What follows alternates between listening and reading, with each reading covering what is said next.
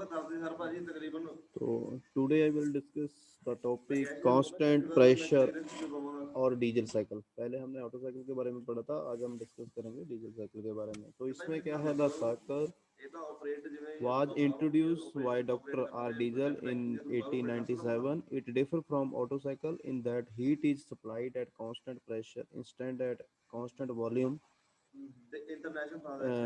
in which show PV and TS diagram for the cycle respectively. This cycle comprises the following operation. First से second क्या है, adiabatic compression. Second से third constant pressure.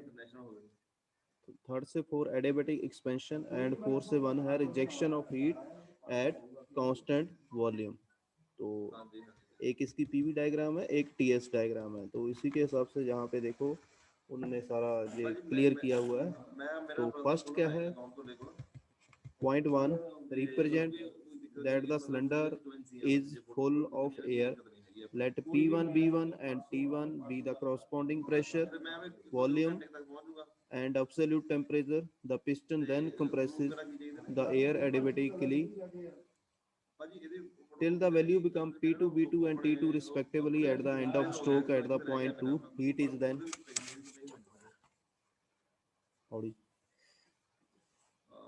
Heat is then added from a hot body at a constant pressure. During this addition of heat, let volume increase from V2, V3 and temperature T2 to T3 corresponding to point 3. The point 3 is called the point of cutoff. The air then expand automatically of the condition P4, V4 and T4 respectively corresponding to point 4.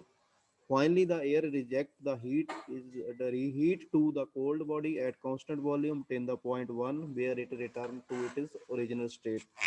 तो सबसे पहले यहाँ पे क्या है, first से second में जब वो मूव करता है तो P1 V1 and temperature T1 होगा। सेकंड के लिए P2 V2 and T2 temperature. और जो हमारा थर्ड के लिए है, जब हम थर्ड उसमें मूव करेंगे तो वहाँ पे क्या है हमारे पास T2 T3 नहीं V2 V3 and T2 T3 corresponding the point 3। And जब हम फोर्थ कंडीशन है, फोर्थ से वन के बीच में है, तो pressure P4, velocity V4 and temperature P4। तो हम एग्जांपल ले रहे हैं एक 1 kg consider 1 kg of air. तो heat supplied at constant pressure कहाँ पे है हमारा, T3 से T2 के बीच में, तो Cp T3 minus T2। Heat rejected at constant volume कहाँ पे कांस्टेंट है, 4 से 1 T4 माइनस T1। तो work done is equal to heat supplied minus heat rejected. Heat supplied कौन सी है, Cp T3 minus T2 minus Cv T4 minus T1।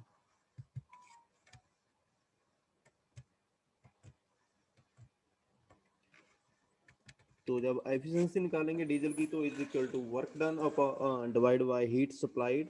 तो work done क्या है हमारे पास, Cp T3 minus T2 minus Cv T4 minus T1 upon Cp T3 minus T2। तो 1 minus T4 minus T1 T3 minus T1 नीचे आ जाएगा हमारा gamma T3 minus T2। Let compression ratio is equal to V1 upon V2। इसी हिसाब से cut off ratio क्या आ जाएगी, rho is equal to V3 upon V2। Example volume of cut off divide by clearance volume, मतलब volume of cut off का meaning क्या है यहाँ पे भी, जो हमारा जब जहाँ से पिस्टन दोबारा से डाउनवर्ड पोजीशन में मूव करना स्टार्ट कर दे वहां से उस चीज को, और जहां से क्लियरेंस वॉल्यूम कौन सा है, जिसके ऊपर जो पिस्टन जहां से लास्ट उसका मूवमेंट है, जो ऊपर उसके जो एरिया हमारे पास रह जाता है सिलेंडर के इनसाइड सिलेंडर, तो वो है हमारे पास क्लियरेंस वॉल्यूम। तो नाउ ड्यूरिंग एडियाबैटिक कंप्रेशन 1 से 2 T2 upon T1 is equal to V1 upon V2 gamma minus 1 is equal to R gamma minus 1। तो ये हमने पहले भी इसके बारे में ड्राइव किया था। अभी क्या है हमारे पास, कैसे इसकी एक्सपेंशन आएगी, इसी के हिसाब से सेकंड भी वही है। अभी T2 है, आगे T3 निकाल लेंगे, उसके आगे T4 हम फाइंड आउट करेंगे। ये चीज़ें हमने पहले भी सारी डिस्कस की हुई है, लेकिन पहले हमने ऑटो साइकिल के लिए की थी, जहाँ पे हम डीजल जहाँ पे आएगा नीचे जो एफिशिएंसी डीजल के लिए निकालेंगे।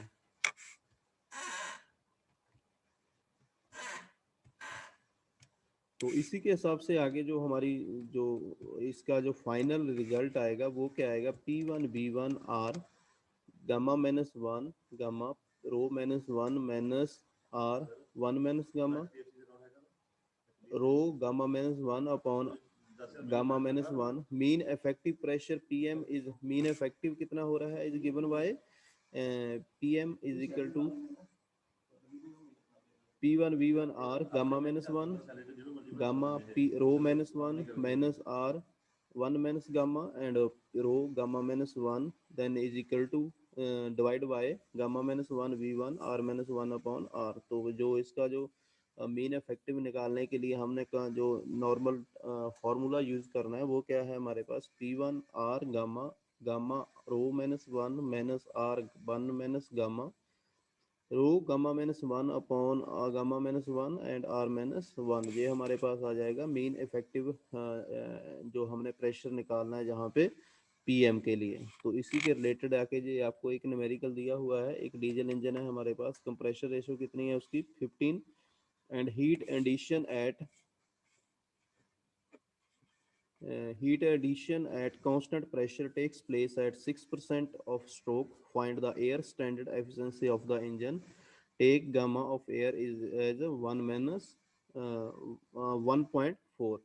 तो सॉल्यूशन सबसे पहले हम निकालेंगे कंप्रेशन रेशो कितनी है हमारी R is equal to V one one B1 upon B2 is equal to 15। तो एयर गामा क्या है हमारे पास एयर के लिए 1.4। तो इसी के हिसाब से जब हम आगे calculate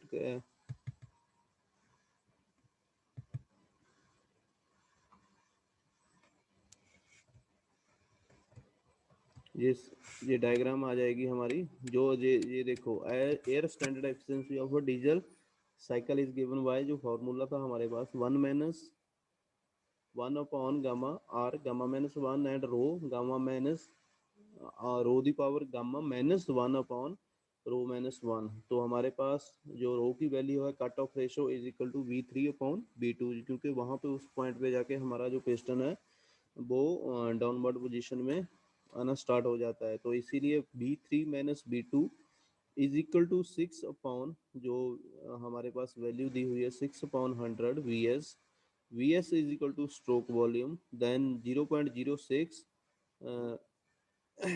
V1 minus V2 and 0.06 is equal to V1 की वैल्यू कितनी है हमारे पास 15 V2 minus V2 and then it is equal to 0.84 V2 V3 is equal to 1.84 V2 and rho is equal to V3 upon V2।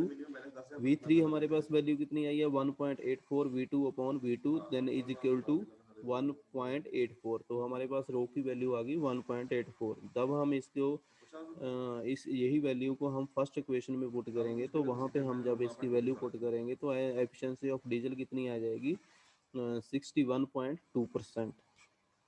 ठीक है।